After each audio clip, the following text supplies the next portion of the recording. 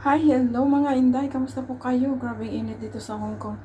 Dito pa ako sa aking kusina ngayon at ako po'y magluluto ng paksiw na tambakol.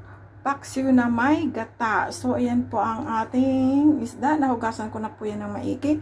Ang ating gata. At syempre, ang ating green chili, luya, bawang at sibuyas.